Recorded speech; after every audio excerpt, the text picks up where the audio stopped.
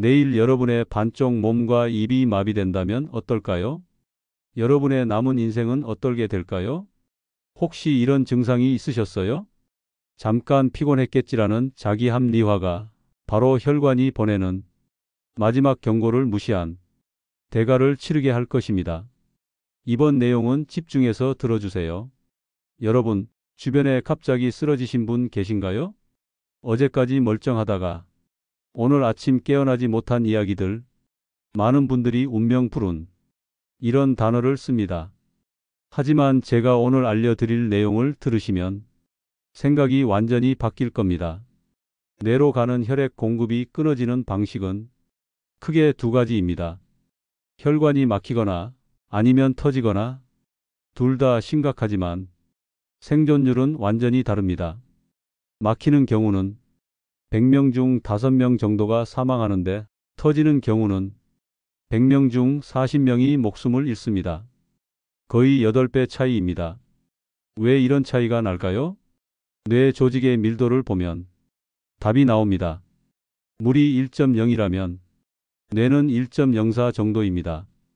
거의 차이가 없죠. 심장 근육은 1.06으로 훨씬 단단합니다.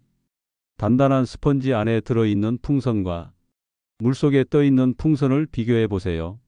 압력을 받으면 어느 쪽이 더 쉽게 터질까요? 뇌혈관은 주변에 지지해줄 단단한 구조물이 없습니다. 한번 파열이 시작되면 압력 평형이 이루어질 때까지 계속 피가 분출됩니다. 더 심각한 문제가 있습니다. 혈관 밖으로 나온 혈액 자체가 독성을 가집니다. 적혈구 안에 철 성분과 응고 반응에 관여하는 특정 단백질이 신경세포를 직접 공격합니다. 우리 몸의 면역 시스템은 혈관 밖 혈액을 침입자로 판단해서 공격 모드에 들어갑니다. 이 과정에서 정상 뇌조직까지 연쇄적으로 파괴됩니다. 복부 장기에서 출혈이 생기면 수술로 해결할 수 있습니다. 개복해서 출혈 부위를 식염수로 씻어내고 봉합하면 됩니다. 하지만 뇌는요? 두개골을 열고 뇌 표면을 씻어내려는 순간 젤리처럼 무른 신경 조직이 무너집니다. 의료진도 할 수 있는 게 거의 없습니다. 강력한 항염증제를 투여하고 우리 몸의 자가 치유 능력을 기다리는 게 전부입니다. 40대가 넘으셨다면 꼭 알아야 할 검사가 있습니다. 뇌를 둘러싼 큰 혈관들에는 가끔 풍선처럼 부풀어 오른 부분이 생깁니다. 혈관벽이 약해진 곳이 지속적인 혈압에 밀려서 점점 커지는 겁니다. 의학 용어로는 동맥류라고 부르는데, 직경이 1cm, 2cm까지 자라도 본인은 전혀 모릅니다. 뇌 자체에는 통증을 느끼는 신경이 거의 없기 때문입니다. 그러다가 어느 날 갑자기 터집니다. 생존자들의 표현을 빌리면 머리를 망치로 얻어맞은 것 같았다고 합니다. 너무 갑작스럽고 격렬해서 의식을 바로 잃는 경우도 많습니다. 그리고 절반은 병원에 도착하기 전에 사망합니다. 병원에 도착해도 다시 절반이 위험합니다. 다행스러운 소식이 있습니다. 2020년대 현재 우리는 이런 시한폭탄을 사전에 찾아낼 기술을 가지고 있습니다. MRA라는 검사입니다. 뇌혈관만을 3차원으로 촬영하는 방식인데 5mm 크기의 작은 돌출부도 찾아낼 수 있습니다. 발견되면 어떻게 할까요? 다리 혈관을 통해 가느다란 관을 뇌까지 밀어넣고 그 돌출 부위에 백금으로 만든 실타래를 채워 넣습니다. 그러면 그 부분이 더 이상 부풀지도 못하고 터지지도 않습니다. 영구적으로 위험이 제거됩니다. 40세가 넘으셨다면 한 번쯤 투자할 가치가 충분합니다. 많은 분들이 착각하는 부분이 있습니다. 어제까지 멀쩡했는데 갑자기 쓰러졌어요. 정말 갑자기일까요? 의학적으로 보면 전혀 갑작스럽지 않습니다. 최소 5년, 길게는 20년에 걸쳐서 준비된 결과입니다. 20대 후반이나 30대 초반부터 시작됩니다. 혈압이 조금씩 올라가고 혈당이 정상 범위 상한을 넘나들고 콜레스테롤 수치가 기준을 초과합니다. 하지만 혈관은 아직 젊고 탄력이 있습니다. 이 시기에는 증상이 전혀 없습니다. 본인도 모릅니다. 30대 중반에서 40대로 넘어가면 변화가 시작됩니다. 지속적인 압력과 화학적 자극으로 혈관 내벽에 미세한 손상이 누적됩니다. 아직 CT나 MRI에도 잡히지 않을 정도로 작은 변화지만 분자 수준에서는 변질이 진행됩니다. 여전히 증상은 없습니다. 40대 후반에서 50대에 접어들면 구조적인 병변이 완성됩니다. 혈관벽에 지방 덩어리와 염증, 세포가 뭉쳐진 플라크가 형성됩니다. 초음파 검사를 하면 이제 보입니다. 혈관이 좁아진 게 눈에 보입니다. 그런데도 여전히 본인은 아무것도 느끼지 못합니다. 일상생활에 전혀 지장이 없습니다. 그리고 어느 날 보통 50대 중반 이후에 파국이 찾아옵니다. 20년간 혈관벽에 쌓여 있던 지방 덩어리가 어떤 계기로 터집니다. 스트레스를 심하게 받거나 급격히 혈압이 오르거나 탈수가 되거나 그 덩어리 안에 내용물이 혈류로 쏟아지면 혈소판이 출혈이다 라고 착각해서 달라붙습니다. 30분 만에 혈관이 완전히 막힙니다. 콜레스테롤 이야기를 좀 더 해볼까요? 많은 분들이 콜레스테롤을 나쁜 물질로만 생각하는데 사실 우리 몸에 절대적으로 필요합니다. 성호르몬을 만들고 스트레스 호르몬을 만들고 세포막을 구성합니다. 너무 중요해서 모든 세포가 스스로 만들 수 있습니다. 심지어 탄수화물만 있어도 콜레스테롤을 합성할 수 있습니다. 문제는 인류의 역사와 관련이 있습니다. 오랜 기간 동안 우리 조상들은 늘 부족하게 먹었습니다. 콜레스테롤이 모자라는 게 문제였지 남는 게 문제인 적이 없었습니다. 그래서 여분의 콜레스테롤을 효율적으로 제거하는 시스템이 진화하지 않았습니다. 그런데 최근 수십 년 사이에 갑자기 식량이 넘쳐나기 시작했습니다. 우리 몸은 당황한 겁니다. 혈액을 떠돌던 콜레스테롤이 손상된 혈관벽을 발견하면 거기 들러붙습니다. 면역세포가. 이게 뭐야? 하면서 달려들어 청소를 시도합니다. 청소하다가 과로로 죽습니다. 그러면 또 다른 면역세포가 달려듭니다. 또 죽습니다. 이게 반복되면서 만성 염증 반응이 시작됩니다. 5년, 10년이 흐르면 혈관벽에 혹처럼 튀어나온 병변이 만들어집니다. 의학적으로는 죽상경화반이라고 부릅니다. 이제 시간 이야기를 해보겠습니다. 뇌혈관이 막힌 순간부터 카운트다운이 시작됩니다. 산소 공급이 끊어지면 각 세포가 버티는 시간이 다릅니다. 피부세포는 6시간, 간세포는 2시간, 심장 근육은 30분 정도 버팁니다. 그런데 신경세포는요? 고작 1분입니다. 혈류가 차단되고 60초가 지나면 죽기 시작합니다. 더 심각한 건 재생 불가능하다는 점입니다. 간은 70%를 잘라내도 몇 달 안에 원래 크기로 회복됩니다. 피부는 찢어져도 다시 붙습니다. 뇌는요?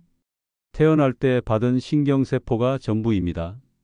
한번 죽으면 그 자리는 영원히 비어 있습니다. 흉터 조직으로 대체될 뿐입니다. 그래서 골든타임이라는 개념이 생깁니다. 정맥으로 주사하는 혈전 용해제는 4시간 30분 이내에 써야 효과가 있습니다. 카테터를 뇌혈관까지 직접 넣어서 막힌 덩어리를 제거하는 시술은 6시간 이내에 해야 합니다. 왜 6시간일까요? 혈관이 막힌 정중앙부는 어차피 살릴 수 없습니다. 완전히 산소가 끊겼기 때문에 몇 분 안에 죽습니다. 하지만 그 주변 영역은 다릅니다. 옆에서 돌아오는 작은 혈관들을 통해 희미하게나마 산소를 받습니다. 충분하지는 않지만 완전히 끊어진 건 아닙니다. 이 위기 지역이 대략 6시간 정도 버팁니다. 그 이후에는 여기도 죽습니다. 그래서 6시간이 지나면 혈관을 뚫어도 소용이 없습니다. 세포가 이미 죽었으니까요. 인터넷과 유튜브의 잘못된 정보가 너무 많습니다. 특히 전조 증상에 대해서요. 오랫동안 지속되는 두통, 만성적인 어지럼증, 눈꺼풀이 떨리는 증상, 귀에서 삐소리가 나는 이명.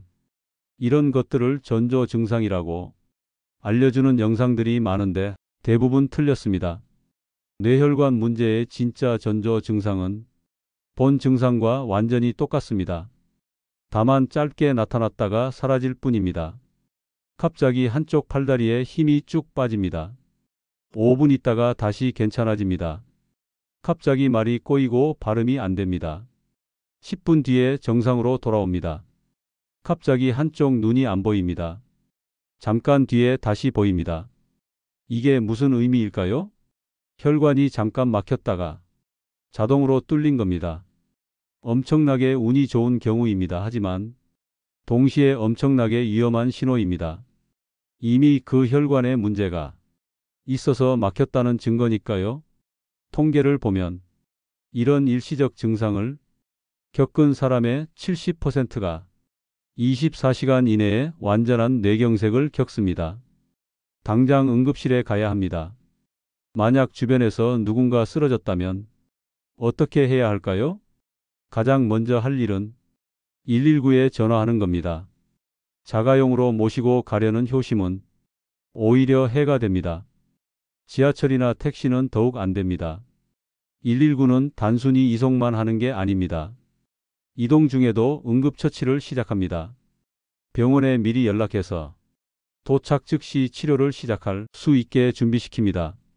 서울과 같은 도시의 경우 여러분의 집에 119가 출동하여 도착하는 데까지 걸리는 시간은 약 5분에서 7분 사이입니다. 해서는 안 되는 행동들이 있습니다. 손가락 끝을 바늘로 찌르는 거 효과 전혀 없습니다. 감염 위험만 높입니다. 우황청심원 같은 걸 먹이는 거 매우 위험합니다. 뇌졸중 환자는 삼키는 기능에 문제가 생긴 경우가 많아서 음식이나 약이 기도로 넘어갈 수 있습니다. 폐렴으로 이어집니다. 팔다리를 열심히 주무르는 것도 소용없습니다. 문제는 뇌지 팔다리가 아니니까요. 딱 하나만 하세요. 환자가 구토하려고 하면 고개를 옆으로 돌려주세요. 그게 전부입니다. 나머지는 119가 알아서 합니다. 심폐소생술은 언제 해야 할까요? 환자가 의식이 완전히 없고 반응이 전혀 없을 때입니다. 그냥 쓰러져서 움직이지 않는 상태. 이때는 심폐소생술을 해야 합니다. 하지만 환자가 의식은 있는데 증상만 있는 경우, 예를 들어 팔을 못 움직이거나 말을 못 하는데 눈은 뜨고 있다면 심폐소생술 하지 마세요. 그대로 두고 119를 기다리세요. 이제 예방 이야기를 해보겠습니다. 목에 있는 굵은 혈관을 초음파로 보는 검사가 있습니다. 경동맥 초음파라고 하는데 이게 단순히 목 혈관만 보는 게 아닙니다. 전신 혈관 건강의 대표 샘플입니다. 경동맥이 깨끗하면 심장, 신장, 다리 혈관도 비교적 건강할 가능성이 높습니다. 반대로 경동맥에 병변이 보이면 온몸 혈관이 비슷한 상태일 거라고 추정할 수 있습니다. 혈압 이야기를 좀 해야겠습니다. 병원에서 재는 혈압은 정확하지 않습니다. 환자가 긴장해서 실제보다 높게 나옵니다.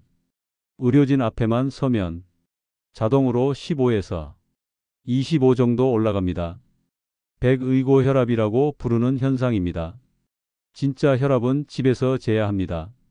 손목에 차는 형태 말고 팔뚝에 감는 형태를 사세요.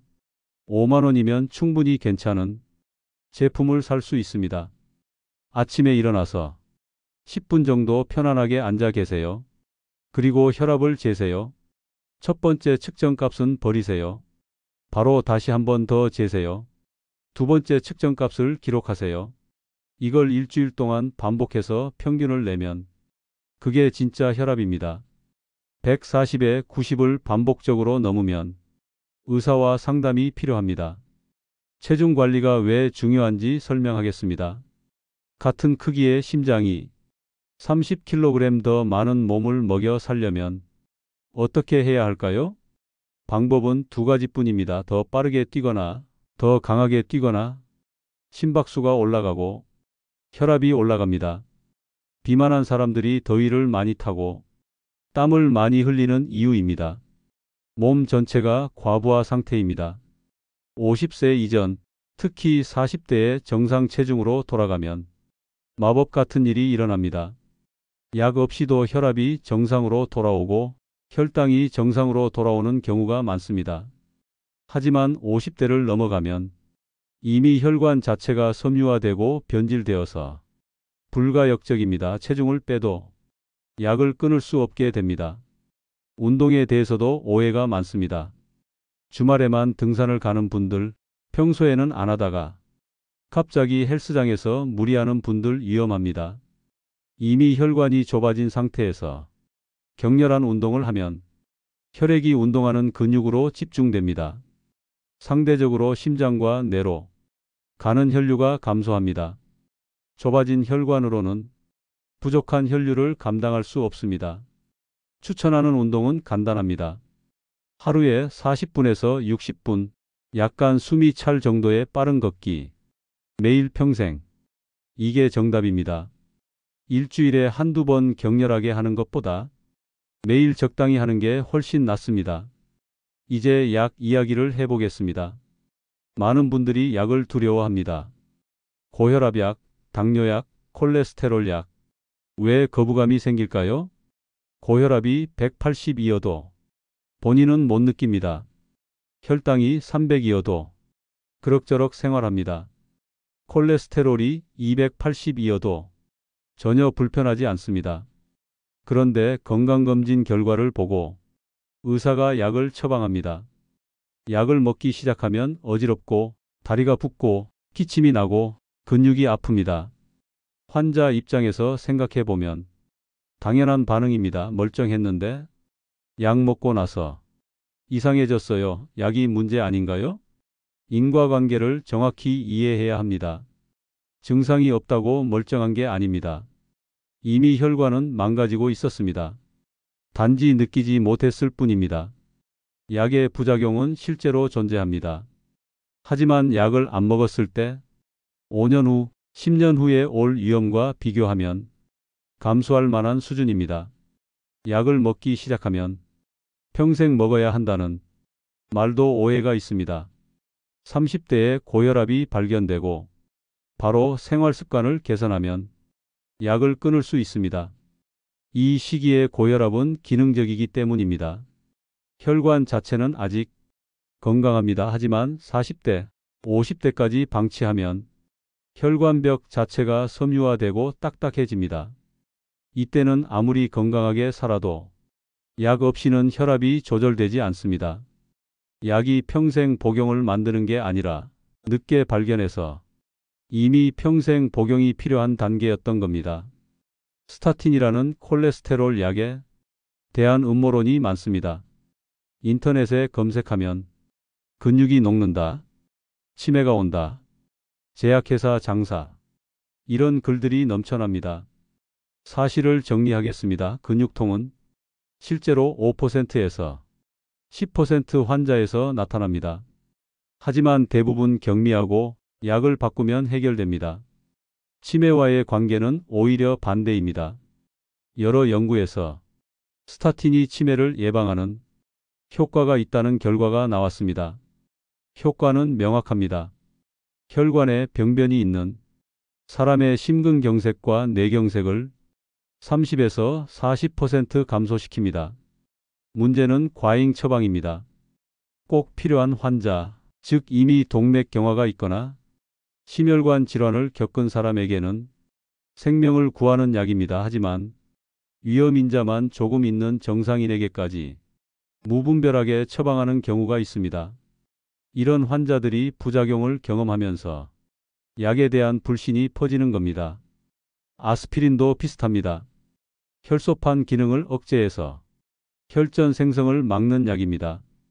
동맥경화가 있는 환자에게는 뇌경색과 심근경색을 예방하는 중요한 약입니다. 하지만 정상인이 보약처럼 먹으면 위험합니다.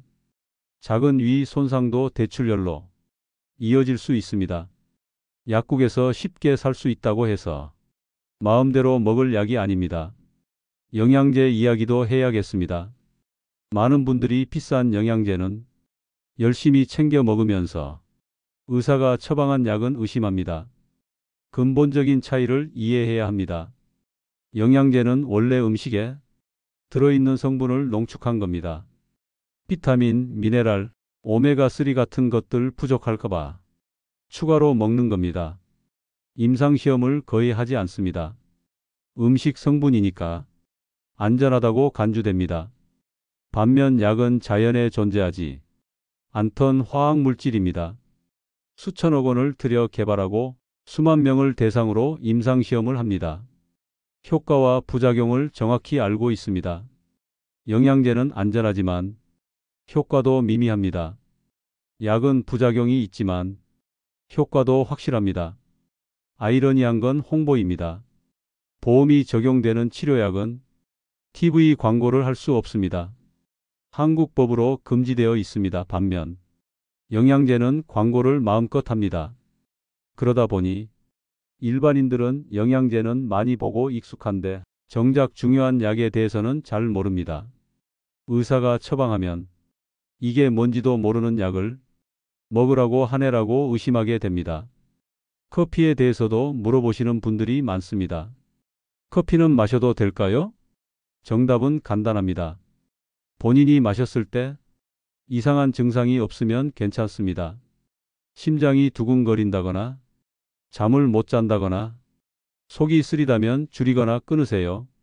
그렇지 않다면 하루 한두 잔 정도는 전혀 문제 없습니다. 커피로 혈압이나 콜레스테롤이 크게 변하지 않습니다. 한국 의료 시스템에 구조적 문제도 있습니다. 서유럽이나 캐나다는 환자가 병원비를 거의 내지 않습니다. 의사는 환자에게서 직접 돈을 받지 않으니 필요한 치료만 합니다. 미국은 사보험이지만 일단 보험이 있으면 큰 치료는 보험사가 부담합니다. 한국은 어떨까요? 환자가 진료비의 일부를 직접 냅니다. 그리고 의사가 검사나 처방을 많이 할수록 병원 수입이 늘어나는 구조입니다. 행위별 수가제라고 합니다.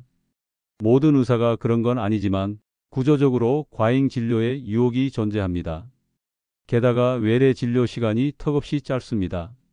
환자 한 명당 3분에서 5분 생활습관 개선을 자세히 상담하고 동기부여하는 건 거의 불가능합니다. 약 처방이 가장 빠르고 효율적입니다. 환자 입장에서도 뭔가 처방받고 나오는 게 진료받은 느낌이 듭니다. 이런 구조가 약물 의존도를 높입니다. 하지만 이것도 양면이 있습니다. 한국은 세계에서 가장 저렴한 비용으로 양질의 의료를 받을 수 있는 나라입니다. 뇌경색으로 쓰러져서 응급시술을 받고 입원했는데 본인 부담금이 몇백만 원 수준입니다. 미국이었다면 수억 원 청구서가 날아왔을 겁니다. 완벽한 시스템은 없습니다. 장단점을 이해하고 현명하게 이용해야 합니다. 마지막으로 강조하고 싶은 건 이겁니다. 뇌혈관 질환은 예방 가능한 병입니다. 인류가 오랜 기간 동안 겪지 않았던 현대병입니다. 평균 수명이 40세, 50세였던 시절에는 혈관이 나빠질 때까지 살지 못했습니다. 지금은 80세, 90세까지 삽니다. 혈관도 그만큼 오래 버텨야 합니다. 본인이 어느 단계인지 정확히 아는 게 첫걸음입니다. 완전히 건강한가? 위험인자가 있는가? 동맥경화가 시작됐는가? 이미 사건을 겪었는가? 단계에 맞는 관리를 하면 거기서 멈출 수 있습니다. 위험인자 단계에서 잡으면 평생 약 안 먹고 살 수 있습니다. 동맥경화 단계에서 잡으면 최소한의 약으로 정상처럼 살 수 있습니다. 40세가 넘었다면 뇌혈관 검사 한번, 경동맥 초음파 한번 해보세요.